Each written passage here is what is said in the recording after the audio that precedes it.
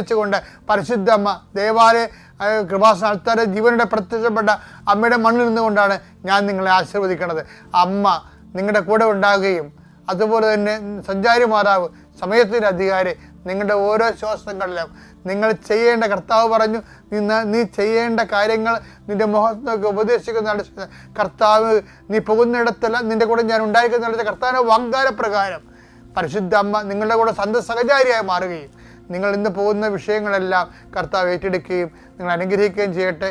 പരീക്ഷ എഴുതുന്ന കുഞ്ഞുങ്ങൾ, ജോലിക്ക് പോകുന്ന മത്സ്യത്തൊഴിലാളികൾ, കർഷക തൊഴിലാളികൾ, ഉദ്യോഗസ്ഥരെ, അതുപോലെ തന്നെ ഉദ്യോഗാർത്ഥികൾ, ജോലി അന്വേഷിച്ച് പോകുന്നവർ, ഇൻ്റർവ്യൂവിന് പോകുന്നവർ, ടെസ്റ്റിന് പോകുന്നവർ, പരീക്ഷയ്ക്ക് പോകുന്നവർ, ഓരോരോ ചെറുകിട ജോലികൾ ചെയ്തു പോകുന്നവർ, കർത്താവെ പുതിയ പുതിയ സാമ്പത്തിക ക്രമങ്ങൾ വരുമ്പോൾ ആൾക്കാർക്ക് ഞെരുങ്ങുന്നവർ, ജോലി നഷ്ടപ്പെടാൻ പോകുന്നവർ, വിസ നഷ്ടപ്പെടാൻ പോകുന്നവർ, വിസ പുതുക്കി കിട്ടാൻ വേണ്ടി പ്രാർത്ഥിക്കുന്നവർ, അങ്ങനെ എല്ലാ മക്കളും എന്തിനെല്ലാം വേണ്ടി മക്കൾ പ്രാർത്ഥിക്കുന്നു അവിടെയെല്ലാം ദൈവത്തിൻ്റെ കരുണ മാതാവിൻ്റെ മധ്യസ്ഥത്തിലെ യേശുക്രിസ്തു നാമത്തിന് പൊതിഞ്ഞു നിൽക്കട്ടെ.